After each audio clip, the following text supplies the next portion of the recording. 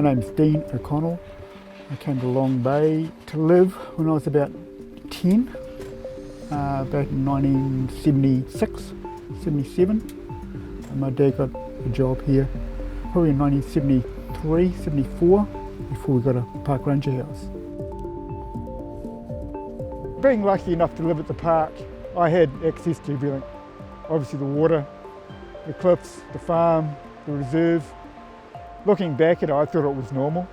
I thought growing up here was just everybody had the opportunity to do something like this. Looking back at it now, obviously I was pretty lucky and realise now that maybe I was one of the few that had the opportunities. My dad being the park ranger was, I thought he had the best job in the world.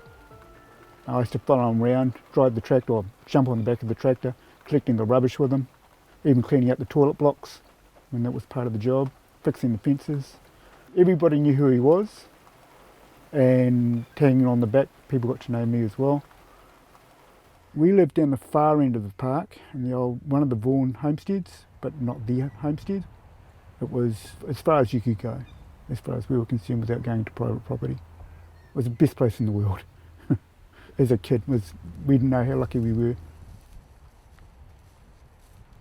As a young fella, I spent my whole life on the beach. I mean, if I didn't have to go to school, I would have spent my whole time down there. I was always fishing or swimming or living there. It was 6 o'clock in the morning, 7 o'clock in the morning, you'd be out the door and came home when it started getting dark or you started getting hungry. Where we're standing now is where I used to do a lot of abseiling. As a Boy Scout, I learned how to abseil on a relatively small wall which our trainers coached us on, to show us how to abseil. And I used to borrow the ropes from the scout den and all the carabiners and harnesses, and we'd spend all day out here just rock climbing.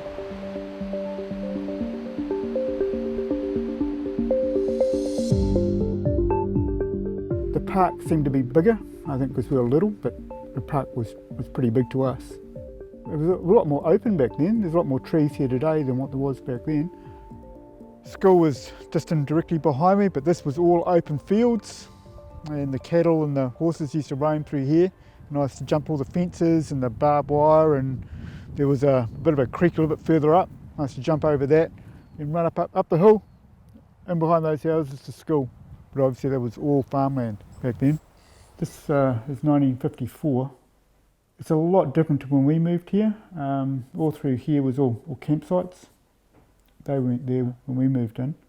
Obviously this is what the farm used to look like, I can remember that, and then the southern end down this place, which is all developed now, that was pretty much like that. And the road winds its way this way, and our house would have been about there. And that's the old Vaughan homestead up in the hill over this side. We also had a creek running around the back of the house where we did a lot of eagling, rabbit shooting, duck shooting, making forts, making rafts. So there was lots of other things we did as well. So from the second bridge was part of the farm, not part of the park, and we're looking to the west, going up the creek, and just at the curve, obviously this was all farmland, there was no bush here, is where we used to do a lot of duck shooting.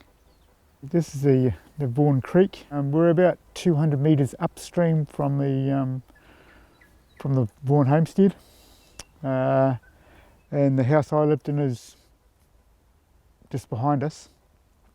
So as a kid I used to come down here quite a bit, do a bit of eagling. We used to put rope bridges up, and if we have a look just in this direction over here, towards the west, you can see a post sticking up out of the ground.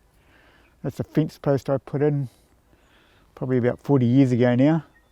We used to tie a rope across the creek, make rafts out of some of the drums and put ourselves across. And you'd head up, it was all farmland, none of this bush was here, up into the trees to build tree houses and huts. And my friends would come down, we'd play war games and things like that. When I was 12, raising money for going to the Jamboree to raise my money, I used to thistle chip all the thistles or the gorse from the southern end of the park or the farm out to the Okura, which is just beyond that point, that far point over there, and as far as you can see.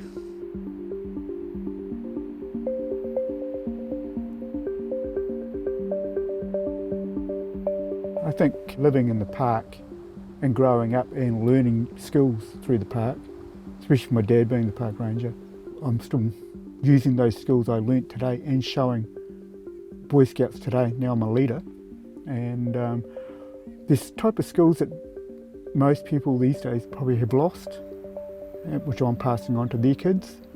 Things like tying knots and abseiling and even sailing, lighting fires. So that type of stuff that I've learnt from the park, because we had the freedom, we had no boundaries.